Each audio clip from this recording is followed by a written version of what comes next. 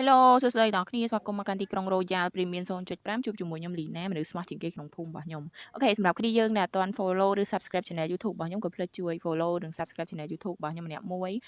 ទុកជាកម្លាំងចិត្តកុំឲ្យខ្ញុំខ្ជិលធ្វើវីដេអូអីចឹងណាពេលឃើញ subscribe ឡើងឬក៏មាន view ឡើងគួរសមចេះតែឧស្សាហ៍មកវិញអីចឹងទៅហើយចឹងខ្ញុំចង់មកប្រាប់គ្នាយើងបន្ថែមទៀតសម្រាប់គ្នាយើងដែលគាត់អត់ដឹង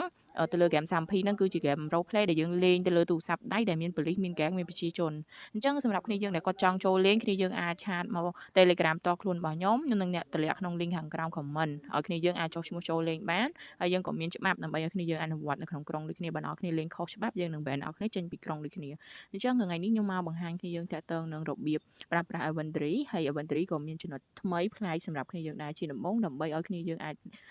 ប្រើប្រាស់បានរៀនបានជាដំបូងនៃគ្នាយើងចូលទៅកាន់សាច់ដុំ N អធិស្ឋាននិយាយដូចជាប់នេះចូលពាក្យ inventory អញ្ចឹងគេមើលអត់សូវច្បាស់អញ្ចឹងយើងដាក់អវ៉ាន់មានទូរស័ព្ទមានលុយមានទឹកមានបាយមានកាតរបស់យើងមានកបិតនៅក្នុងនឹងអញ្ចឹងយើងអាចដាក់សម្ភារៈផ្សេងនៅក្នុងនឹងបានអញ្ចឹងគ្នាយើងខ្ញុំនឹងបញ្យល់ទី1កន្លោនទី1នេះគឺជាកន្លោន amount នេះគ្នាយើងដាក់ចំនួនទៅលើអវ៉ាន់ណាមួយអញ្ចឹងអ្នកគ្នាចង់ amount វាដាក់ចំនួន1អញ្ចឹងទៅ amount នេះគេហើយឬយុវាអីចឹងទៅអានេះខ្ញុំឧទាហរណ៍ឬក៏វាពេលដែលមានអ្នកណានៅចិត្តយើងចំណែកអាកន្លោនទី2យុះនេះគឺអ្នកគ្នាពេលអស់បាយអស់ទឹកឬក៏អ្នកគ្នាមាន bandage អស់ឈាមแล้วខ្ញុំពងអស់បាយអញ្ចឹងខ្ញុំហូបបាយហេតុ select ទៅហូបបាយមួយយុះអាហ្នឹងពាក្យយុះអញ្ចឹងសម្រាប់ហ្គីវនេះគឺដូចខ្ញុំនិយាយមុននឹងអញ្ចឹងពេលដល់គ្នានៅចិត្តណាម្នាក់គ្នាយើងចង់ឲ្យអវ៉ាន់ចង់ឲ្យបាយទឹកចង់ឲ្យលុយគាត់គ្នាយើងឲ្យមកចំនួនមកបន្ទាប់មកគ្នាយើងហ្គីវឲ្យគាត់ទៅអញ្ចឹងហើយសម្រាប់អាកន្លោនទី4នេះគឺ drop អ្នកគ្នា drop អវ៉ាន់តម្លាក់អញ្ចឹងខ្ញុំឧទាហរណ៍លើទឹកនេះមួយខ្ញុំ drop វាចំនួន1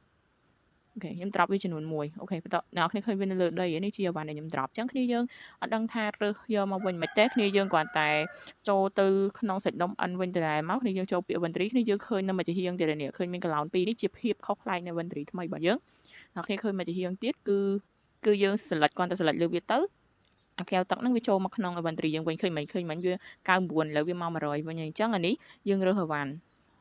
សម្រាប់ការរើសអវ៉ាន់ណាគ្នាយើងហើយមួយទៀតពេលអ្នកគ្នាចូលទៅសាច់ដុំ N នៅក្នុងនឹងសាច់ដុំ N វិញតារាឧទាហរណ៍អ្នកគ្នា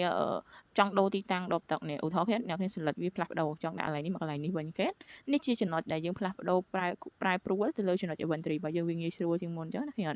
ហើយសម្រាប់ inventory ក្នុងខ្លួនរបស់យើងមានគីឡូអ្នកគ្នាឃើញខាងលើពេលអ្នកគ្នាចូលមកវានឹងឃើញគីឡូ